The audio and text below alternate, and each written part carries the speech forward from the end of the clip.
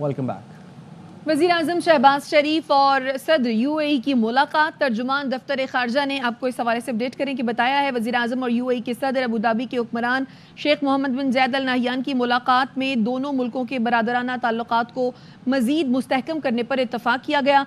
पाकिस्तान और UAE की क़यादत ने मईशत, तिजारत और तरक्की के शोबों में ताउन पर गौर, इक़्तिसादी तरक्की के हवाले से 2025 को अमली इक़दामात का साल करार देने पर भी इत्तफाक किया गया। मशरक़ वस्ता में पेशरफ्त पर भी गुफ्तगू, फ़लस्तीन में पायदार अमन के लिए बैनुल-अक़वामी कोशिशें तेज़ करने पर भी इत्तफाक। वज़ीर-ए-आज़म शहबाज शरीफ और इमाराती नायब सदर शेख मोहम्मद बिन राशिद अल मकतूम की भी मुलाकात हुई। शेख मोहम्मद बिन राशिद अल मकतूम ने शहबाज शरीफ का पुरतपाक खैर मकदम किया। वज़ीर-ए-आज़म ने कहा UAE पाकिस्तान का काबिल एतमाद इत्तेहादी है।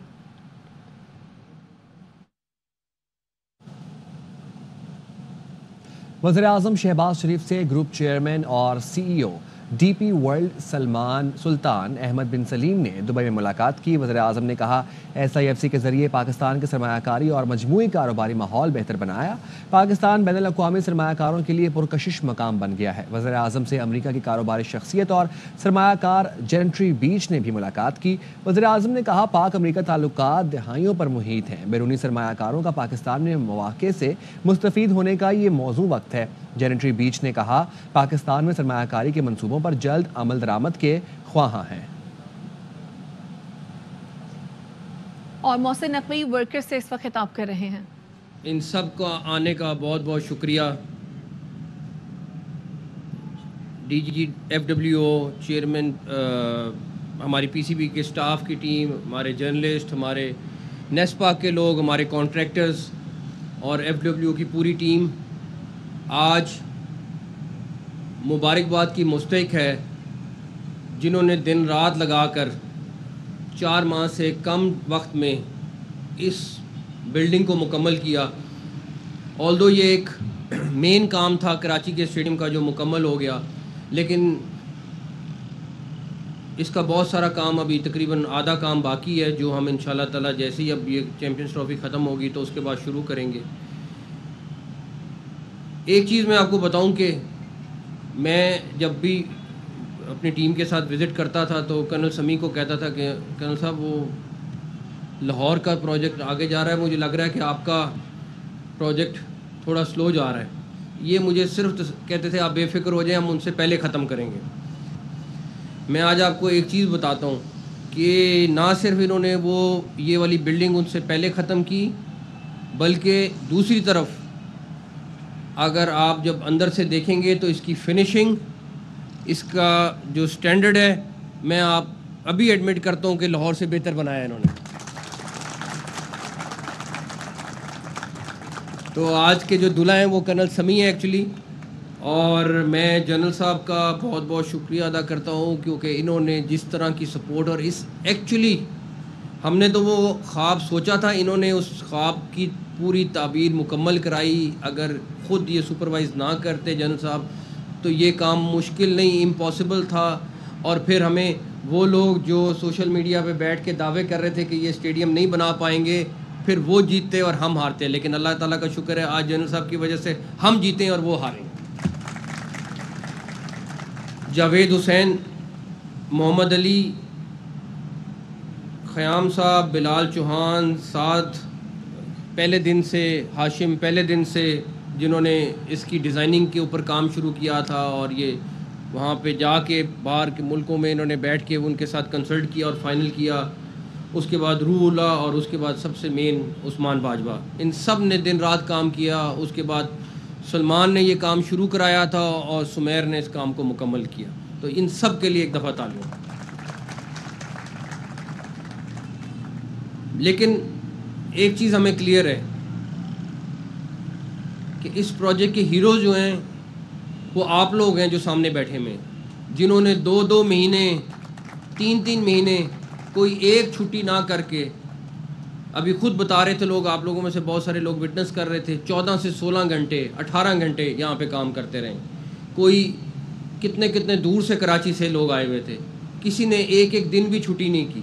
वो कहते थे सिर्फ हम रात को 11-12 बजे सोते थे और सुबह उठ के दोबारा काम शुरू कर देते थे। यही डेडिकेशन थी जिससे ये प्रोजेक्ट मुकम्मल होना था, वरना ये प्रोजेक्ट मुकम्मल नहीं हो सकता था। इसकी ट्रेंच का जो काम रहता है, اس کی تھوڑا سا ابھی اینگلنگ کا کام رہتا ہے، وہ انشاءاللہ تعالی ہم چیمپئنز ٹرافی کے بعد کریں گے. اور یہ مجھے جو میرا اندازہ ہے، میں ابھی اوپر سے ویو دیکھ رہا تھا، اس کا ویو بھی لاہور سے بہتر ہے. اور جب یہ مکمل ہوگا میں دعوے سے کہہ سکتا ہوں، ابھی جنرل صاحب سے بھی یہی بات ہو رہی تھی کہ یہ لاہور سے بہتر اسٹیڈیم نکلے گا انشاءاللہ تعالی. نیسپا کی ٹیم نے بہت محنت کی ہے، دن رات ساتھ لگے رہے ہیں. اور جو بیک اینڈ والے لوگ ہوتے ہیں وہ سامنے کئی دفعہ کم آتے ہیں، لیکن ان کا بھی بہت کام ہے اس پہ. ایک چھوٹی چھوٹی ڈرائنگ گھنٹوں میں مکمل کرنا بڑا مشکل کام تھا جو نیسپاک نے کیا ہے. میڈیا کے میرے دوست جو روزانہ کی بنیاد پر، ہفتے کی بنیاد پر نہ صرف اپڈیٹس دیتے تھے بلکہ ان کا مقابلہ کرتے تھے جو ہمارے خلاف پروپیگنڈا کرتے تھے، تو میرا ان کا بھی بہت بہت شکریہ. پی سی بی کی ٹیم جنہوں نے اس پروجیکٹ کو یقینی بنایا، اور جہاں آپ کی طرح انہوں نے بھی 18 گھنٹے کام کیا. چھٹی تو ناممکن بات، میرے خیال میں ان کو نیند بھی مشکل سے ملتی تھی، کئی دفعہ تو یہ گاڑیوں میں سوتے تھے. تو پی سی بی کی ٹیم کے لیے بھی بہت ساری تالیاں پلیز.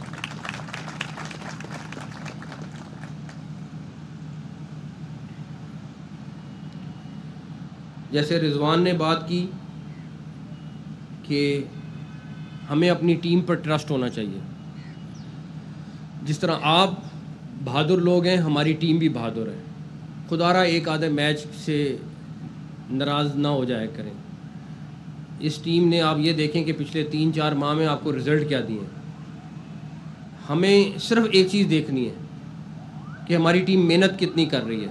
ہار جیت اللہ کے ہاتھ میں، محنت کر رہی ہے کہ نہیں. اگر محنت کرتی نظر آئے تو ان کو داد دیں، چاہے وہ ہارے چاہے جیتے. اپنی ٹیم پر ٹرسٹ کریں، انشاءاللہ تعالیٰ آپ کو وہ جس طرح پچھلے رزلٹ دیے ہیں آگے بھی رزلٹ دے گی انشاءاللہ تعالیٰ. مجھے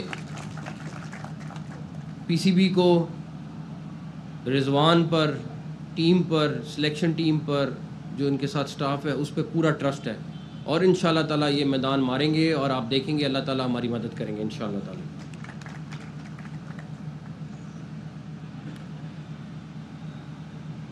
کراچی والوں سے میرا صرف ایک پیغام ہے کہ آپ کا اسٹیڈیم بہت بہتر ہو گیا ہے. میں جب لاسٹ ٹائم پچھلے سال میں آیا تو انہوں نے کہا کہ یہاں پہ لوگوں کے لیے واش روم بھی اویلیبل نہیں ہے، اتنے برے حالات ہیں. ہم نے پارکنگ کا بھی ایک انتظام کیا ہے. کراچی کے میئر نے، سندھ گورنمنٹ نے ہمیں بہت سپورٹ کیا ہے. کراچی کے میئر خود آ کے یہاں چکر لگاتے رہے ہیں، میں ان کا بہت شکریہ ادا کروں گا. اور سندھ گورنمنٹ نے بڑی سپورٹ کی ہے، جو ہم پارکنگ کا ایریا بنا رہے ہیں تاکہ گاڑیاں قریب آ سکیں. تو میں ابھی کراچی والوں کو پیغام دوں گا کہ گیٹ کھل گئے ہیں، 7 بجے فنکشن شروع ہوگا. آج ایک سیلیبریشن ہے کراچی کی، تو آپ لوگ آئیں اسٹیڈیم میں اور آ کے جوائن کریں. آپ کا اسٹیڈیم ہے اور آپ کو سیلیبریشن میں بالکل حصہ لینا چاہیے. اس کے ساتھ ساتھ آپ سب کے لیے میری نیک دعائیں، اور مجھے امید ہے کہ جو باقی حصہ رہ گیا اسٹیڈیم کا وہ بھی جلد مکمل ہوں گے. ایک آخری چیز، جتنے یہاں پہ لوگ جنہوں نے یہاں پہ محنت کی ہے اپنے ٹکٹس آج لے کے جائیں. میں ابھی سمیع صاحب کو بلا رہا ہوں، یہ ٹکٹس میں ان کو ہینڈ اوور کر رہا ہوں تاکہ، اور آپ کے جو کانٹریکٹر ہیں ان کو بھی میں دے رہا ہوں تاکہ یہ ٹکٹس اب آپ نے لے کے کل میچ پاکستان والا دیکھنا ہے اور انشاءاللہ دعا کرنی ہے کہ جیتے گا انشاءاللہ تعالیٰ. ٹھیک ہے، تو یہ ٹکٹس لے کے جانے ہیں. لاہور والی کی طرح میں نے غلطی نہیں کرنی، کیونکہ وہاں پہ تھوڑا سا کانٹریکٹرز کو ہم نے ٹکٹ دے دیے تھے جس کی وجہ سے بہت سارے لوگ رہ گئے تھے. تو آپ نے اپنی ٹکٹ لے کے جانی ہے اور کل میچ ضرور دیکھنا ہے انشاءاللہ تعالیٰ. آپ سب کا بہت بہت شکریہ، اور اس دعا کے ساتھ کہ انشاءاللہ تعالیٰ ہم یہ اسٹیڈیم جب 100% مکمل ہوگا دوبارہ بیٹھیں گے اور دوبارہ سیلیبریٹ کریں گے انشاءاللہ تعالیٰ. تھینک یو، بہت شکریہ. مزدوروں کے اعزاز میں خصوصی تقریب شبی محسن نقوی خطاب کر رہے تھے. ان کا کہنا تھا کہ نیشنل اسٹیڈیم کراچی کو 4 ماہ کی قلیل مدت میں مکمل کیا گیا. نیشنل اسٹیڈیم کو قذافی اسٹیڈیم سے بہتر بنایا گیا. منصوبے کی تیز ترین تکمیل پر تمام ادارے مبارکباد کے مستحق ہیں. نیشنل اسٹیڈیم بڑے انٹرنیشنل ایونٹ کے لیے تیار. افتتاح کچھ دیر بعد وزیر اعلیٰ سندھ مراد علی شاہ کریں گے. افتتاحی تقریب میں عوام کا داخلہ بالکل مفت ہوگا. راک سٹار علی ظفر، شفقت امانت علی اور ساحر علی بگا تقریب کو 4 چاند لگائیں گے. نیشنل اسٹیڈیم کراچی میں انٹرنیشنل کرکٹ میچوں کے لیے ٹریفک پلان تیار کر لیا گیا. 1350 سے زائد افسر اور اہلکار فرائض انجام دیں گے. افضل خان کی رپورٹ.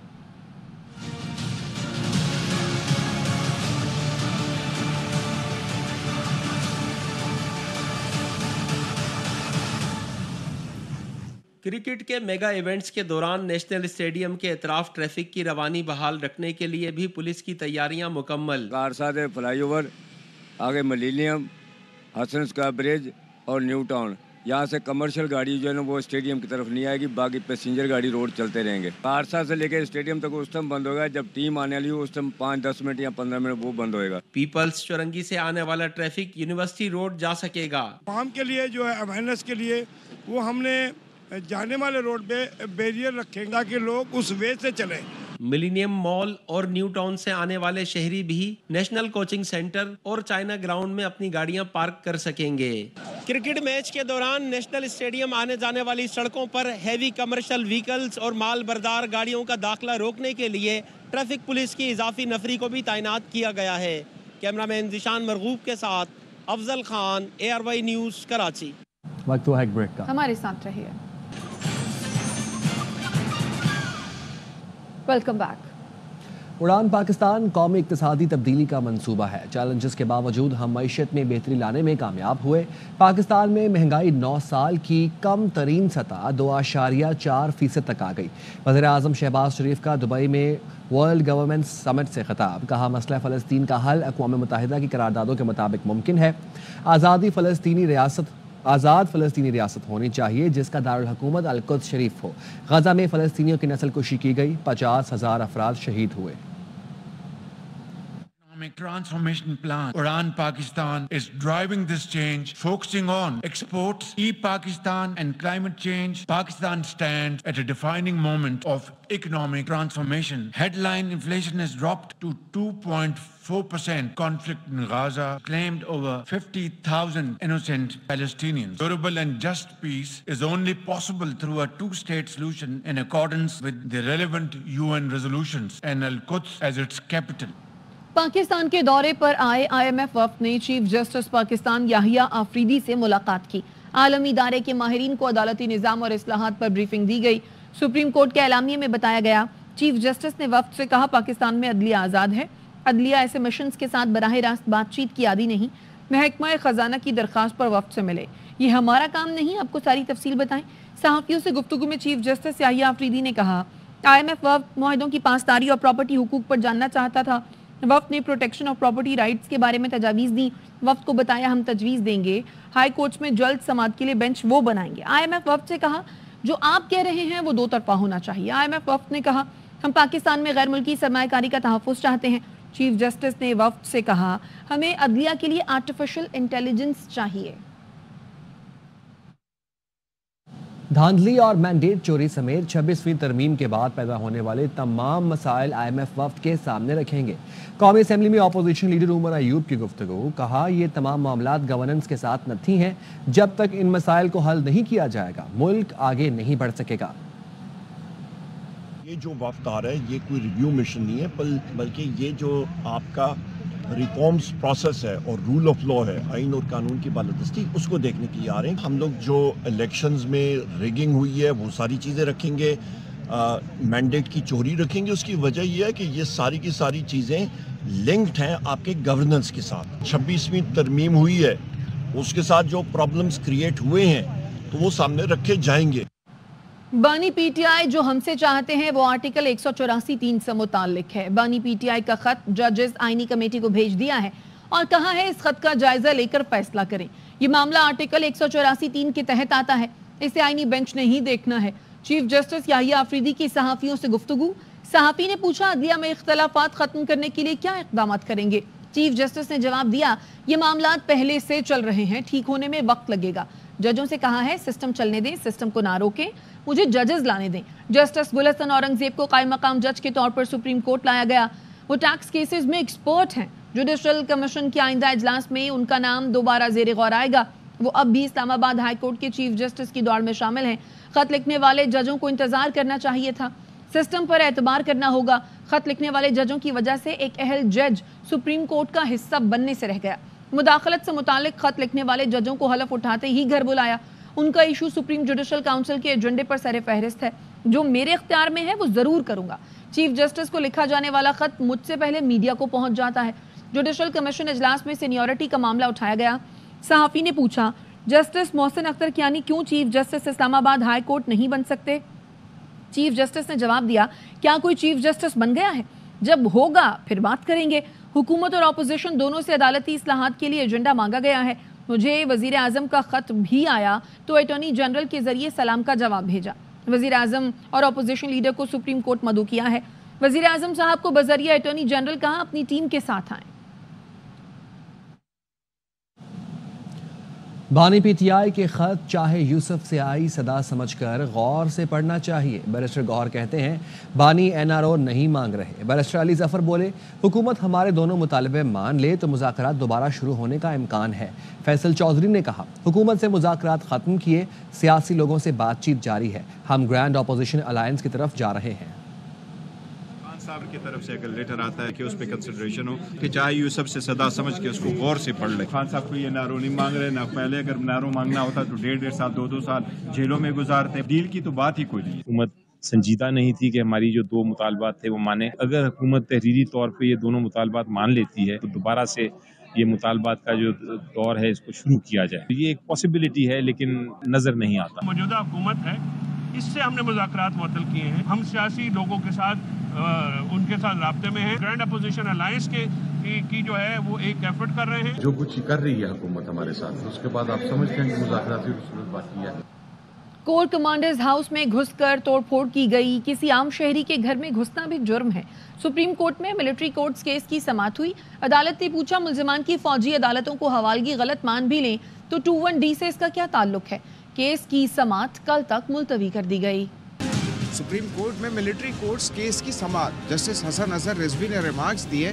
9 मई वाकयात की फुटेज टीवी चैनल्स पर चलाई गई। कोर कमांडर हाउसेज में घुसकर तोड़फोड़ की गई। आजकल जलाओ घेराव तोड़फोड़ करना फैशन बन चुका है। क्या दुनिया में कभी कहीं कोर कमांडर हाउसेज पर हमले हुए? जस्टिस जमाल मंदुखेल ने करार दिया किसी आम शहरी के घर में घुसना भी जुर्म है। जस्टिस नईम अख्तर अखबार ने रिमार्क्स दिए वो काम जो पार्लियामेंट का है वो सुप्रीम कोर्ट से क्यों करवाना चाहते हैं। जस्टिस जमाल मंदुखेल ने रिमार्क्स दिए जो बातें आप यहाँ कर रहे हैं वो पार्लियामेंट के करने की हैं। दौरान समाअत सलमान अकरम राजा ने लॉ रिफॉर्म्स ऑर्डिनेंस का लदम करार देने के फैसले का हवाला दिया। जस्टिस जमाल मंदुखेल ने रिमार्क्स दिए आप जितने भी फैसलों के हवाले दे रहे हैं वो बलूचिस्तान हाई कोर्ट से हुए। सलमान अकरम राजा ने कहा मरहूम जस्टिस वकार सेठ ने भी पेशावर हाई कोर्ट से अहम फैसला दिया। उनके फैसले का हवाला आलमी अदालत इंसाफ में भी दिया गया। उस फैसले को सुप्रीम कोर्ट ने मुअत्तल किया। जस्टिस जमाल मंदुखेल ने रिमार्क्स दिए मुल्जिमान ने मिलिट्री कोर्ट से हवालगी को चैलेंज क्यों न किया। सलमान अकरम राजा ने जवाब दिया 9 मई के 10 मुल्जिमान ने ट्रायल चैलेंज करने के लिए मुझे वकील किया। पटिशन फाइल करने से पहले फैमिली की कॉल आई कि फाइल ना करें। एक मुल्जिम जुनैद रज़ाक ने पटिशन वापस लेने से इनकार किया, आज उसी का वकील हूँ। जस्टिस अमीनुद्दीन ने सवाल किया क्या किसी मुल्जिम ने दौरान ट्रायल फौजी अदालत को चैलेंज किया? एडिशनल अटॉर्नी जनरल ने जवाब दिया तफसीलात हासिल करके अदालत को आगाह किया जाएगा। सतून अब नहीं रहे, रियासत अब हवा में है। अदलिया, पार्लियामेंट, एग्जीक्यूटिव सब कोलैप्स कर चुके हैं। इस्लामाबाद हाई कोर्ट के जस्टिस मोहसिन अख्तर कयानी के रिमार्क्स। कहा पाकिस्तान में रहना मुस्तकिल लड़ाई है। पाकिस्तानियों की ये अच्छी बात है कि ये सिस्टम से लड़ते हैं लेकिन वो ना उम्मीद नहीं। नौजवानों ने ये मुल्क संभालना है। कौमी असम्बली के स्पीकर अयाज सादिक कहते हैं पार्लियामान के लिए ये अल्फाज काबिल कबूल नहीं। किसी को पार्लियामान के खिलाफ ऐसा बयान देने का हक नहीं। जज साहब को पैगाम भेज दीजिए, इस तरह निज़ाम नहीं चलता। मैंने ट्रेजरी को और अपोजिशन को दोनों को खत लिख दिए हैं कि कमेटी के नाम नॉमिनेट करें। आज मीडिया में मैंने एक रिपोर्ट देखी है लॉ मिनिस्टर साहब जिसमें एक ऑनरेबल जज इस्लामाबाद हाई कोर्ट के उन्होंने पार्लियामेंट का नाम यूज किया है। उन्होंने एग्जीक्यूटिव और जुडिशरी का कि ये कोलैप्स कर गई। Nobody has a right to give a statement against the parliament of Pakistan. This is our prerogative. If this is true, I hope this is not true. If this is true, please convey to that honorable judge, this is not acceptable to the parliament. जो कहते थे जाली parliament है, جب 2018 کی parliament آئی تو جعلی نہیں تھی, 2013 کی بھی جعلی تھی اور 2024 کی بھی جعلی ہے. یہ اس طرح نہیں چلتا سسٹم. واپس آئیں گے اس بریک کے بعد, ساتھ رہیے گا. Welcome back.